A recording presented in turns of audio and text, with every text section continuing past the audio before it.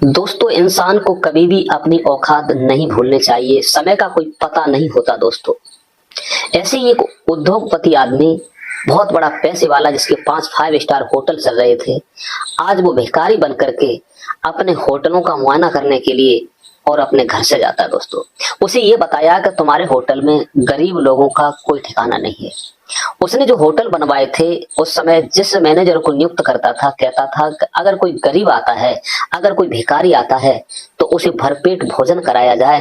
पैसे उसके पास हो या न हो, उसके पास कोई बदसलूकी न की जाए। उसे जब ये सूचना मिली कि तुम्हारे होटल में लोगों के साथ अच्छा व्यवहार नहीं किया जाता, तो दोस्तों आज वो बड़ा पैसे वाला स्वतः लंबी लंबी दाढ़ी रखाता है और भेष बदलता है और एक भिखारी बन जाता है। अपना होटल का मुआयना करने के लिए जब चलता है दोस्तों, और जैसे ही पहले होटल में पहुंचता है, तो वहां का जो मैनेजर उससे कहता है, तो उसके होश उड़ जाते हैं। नमस्कार, प्रणाम। मैं हूं प्रेम यादव। ये सच्ची कहानी जो सुनाने जा रहा हूं, एक प्रेरणादायक कहानी है। इसे आप सुनेंगे तो समझेंगे, क्योंकि आखिरकार बड़े लोगों के पास भी दिल होता है। बड़े लोग एक धर्मात्मा भी होते हैं। सब लोग एक जैसे नहीं होते दोस्तों। ये नोएडा के दीपक की कहानी है दोस्तों। दीपक के एक नहीं, 5 5 स्टार होटल थे दोस्तों। एक छोटा सा कारोबारी था। पहले ये नाश्ता की छोटी सी दुकान लगाया करता था दीपक। छोटे से जब बड़ा होता चला गया, तो इन्हें 5 स्टार होटल उसने पहला दिल्ली के अंदर खोला। उसके बाद में एक मुंबई में होटल बनाया, एक कोलकाता में बनाया। ऐसे करके उसने 5 अच्छी अच्छी जगह रेस्टोरेंट, बड़े बड़े होटल, वीवीआईपी बनाए, जो लोग उसका नाम लेते थे। और उसका सबसे यही कहना था कि अगर कोई गरीब उसके अंदर आता है खाना खाने के लिए, उसके पास पैसा नहीं है, तो उसे नाश्ता से लेकर और भरपेट खाना तक उसे खिलाया जाए और उससे पैसा न लिया जाए। पैसा रेस्टोरेंट के खाते में डाल दिया जाए, वो हम देख लेंगे। हमारी तरफ से उन लोगों को फ्री है। अगर किसी के पास पैसा कम पड़ता है, तो उसके साथ कोई बदसलूकी ना की जाए। दोस्तों, दीपक ने जब ये कारोबार शुरू किया, बहुत उसे अच्छा लगा। एक छोटे से बड़ा हुआ दोस्तों। कहानी बड़ा ही इंटरेस्टिंग है दोस्तों। दीपक अच्छा आदमी था, धर्मात्मा था, पूजा पाठ करता था, भगवान का भजन करता था, गरीब लोगों की मदद किया करता था दोस्तों। कहते हैं कि कर भला होगा भला, क्योंकि दया धर्म का मूल है, पाप मूल अभिमान। तुलसी दया न छोड़िए जब तक घट में प्राण। जब तक आपके पास ईश्वर की ईश्वरायत है, तब तक किसी कार्य को छोड़ना नहीं चाहिए दोस्तों। ये सब चीज हमेशा नहीं रहती है। तो दीपक ने विचार किया कि होटल हमारे 5 हैं और कोई अच्छे अच्छे लोगों को उसने होटल पर नियुक्ति के लिए रखा। जब उसे सूचना मिलती है, तो वो पहले ही होटल में जाता है। जाने के बाद जब वहां पहुंचता है, एक भिखारी होता है। भिखारी के रूप में जाकर के कहता है, पहले वाले जो वेटर होता है, वहां का जो वॉचमैन होता है, उससे कहता है कि मैं कई दिन से भूखा हूँ, प्लीज मुझे खाना मिल जाएगा।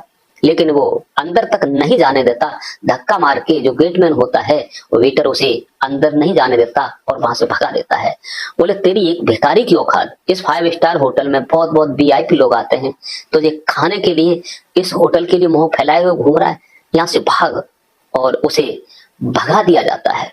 लेकिन दीपक देखता है कि वाह, हमने जिस लिए काम किया वो तो बिल्कुल विपरीत जा रहा है। जो कहा हमारे मित्र ने वो सही कहा। फिर वो दूसरे होटल में जब पहुंचता है, तो वहां का जो मैनेजर होता है, वो एक महिला कर्मचारी होती है। उससे जाकर के भाई गिड़गिड़ाता है और कहता है कि प्लीज, मैं कई दिन से भूखा हूं, मुझे कुछ रखा हो तो मुझे दे दो। लेकिन वो महिला कहती है कि तेरे नसीब में तो जो सड़ा हुआ बचा हुआ खाना है, वो भी इस होटल का नहीं मिल सकता, किसी की जूठन भी नहीं मिल सकती। अच्छा इसी में है कि अभी सिक्योरिटी गार्ड को बुलाऊं, इससे पहले तू यहाँ से भाग जा।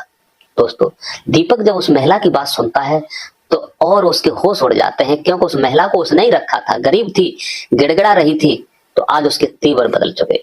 दोस्तों, दीपक सब कुछ सोचता समझता और फिर अगले होटल में पहुंचता है। जब वहां पहुंचता है, अंदर प्रवेश करना चाहता है, लेकिन सिक्योरिटी गार्ड ने उसे धक्के मार के अंदर नहीं जाने दिया। वो गिड़गिड़ाता है और कहता है, दीपक मैं कई दिन से भूखा हूँ, प्लीज मेरी मदद करो, मुझे कुछ बचा कुछ रखा हो वो ही खाना दे दीजिए।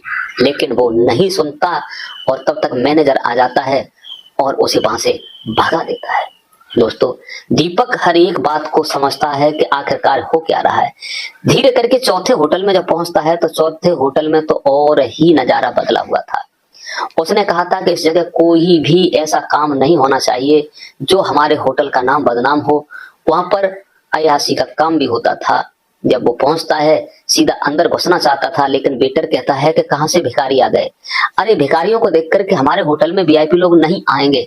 मैनेजर को आवाज लगाता है तो मैनेजर भागता हुआ आता है और उसे धक्के मार के गेट आउट कर देता है और कहता है कि तुम्हारी मजाल। वो कहता है सर मैं कई दिन से भूखा हूं, लेकिन इस बात पर कोई गौर नहीं करता।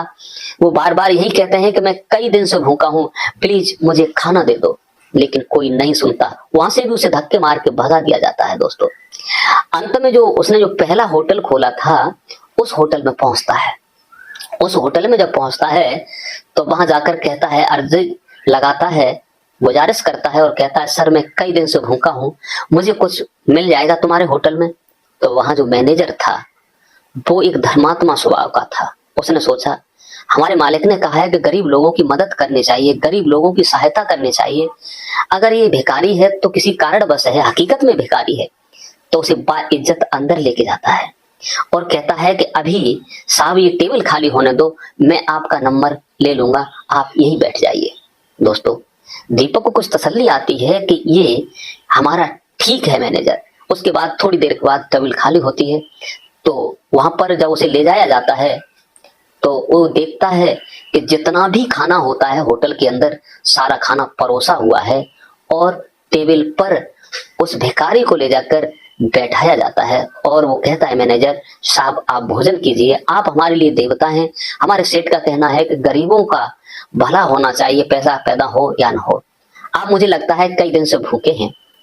भोजन जब कराते हैं, कराने के बाद और वो मैनेजर उनसे कहते हैं कि आप निश्चिंत होकर जब भी आपको आवश्यकता पड़े आप यहाँ पर आना, मैं अपनी पगार सेठ जी से कह के कटवा दूंगा।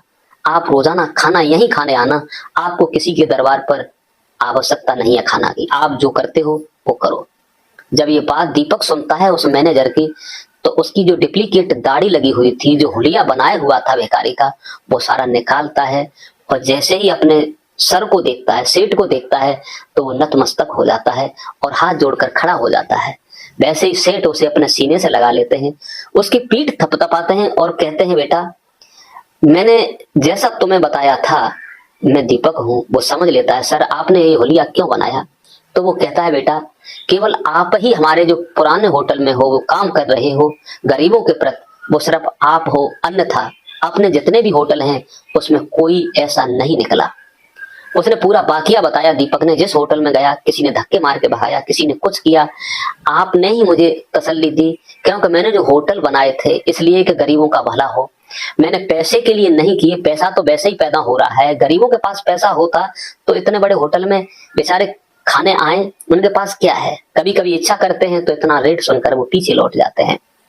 दोस्तों उसके बाद में 5वें दिन के बाद वो एक मीटिंग रखते हैं और सारे होटलों के जितने भी उसमें कर्मचारी होते हैं सबको बुलाया जाता है।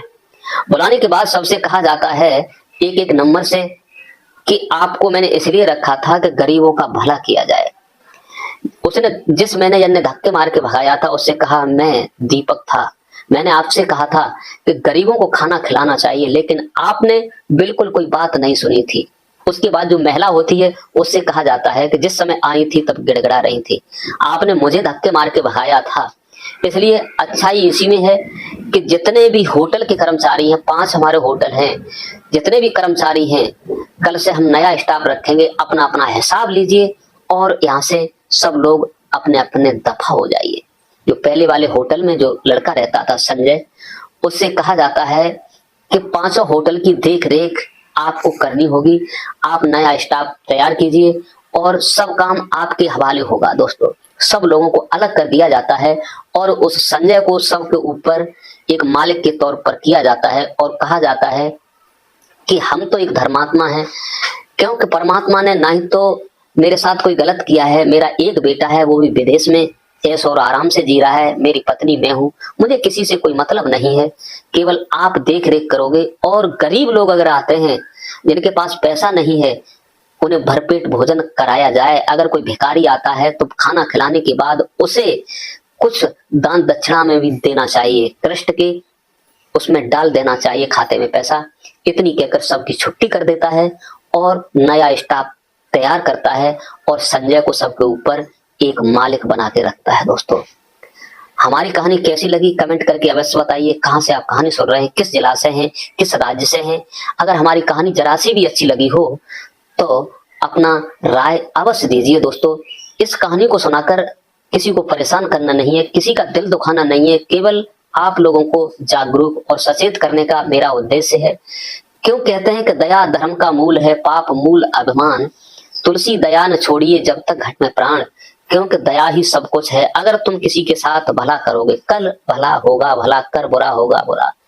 भिखारी को अगर भीख दोगे तो वो दुआ देगा। दोस्तों, गरीब का दिल बहुत बड़ा होता है। हमेशा गरीबों की मदद करनी चाहिए, उनके पक्ष में हमेशा बात करनी चाहिए। मैंने तो यहाँ तक देखा है कि वर्कर लोग काम करते हैं, पैसे वाले पैसे काट लेते हैं, धक्के मार के बजाते हैं, लेकिन ये पैसा ना ही किसी के साथ गया और ना ही जाएगा। केवल 2 गज कफन, वो भी शमशान में रखकर जला दिया जाएगा। दोस्तों, सबको एक जगह पहुंचना है जिसका नाम है शमशान, जहां सबकी शान बराबर है। ना ही कोई गरीब है, ना ही कोई पैसे वाला है, वहां सब बराबर है, जिसका नाम होता है शमशान। सब लोग जानते हैं कि अंत समय में उसी जगह पर सबको पहुंचना होता है। दोस्तों, आज के लिए बस इतना ही। नमस्कार, जय हिंद, जय भारत। मिलते हैं मैं अगले वीडियो में।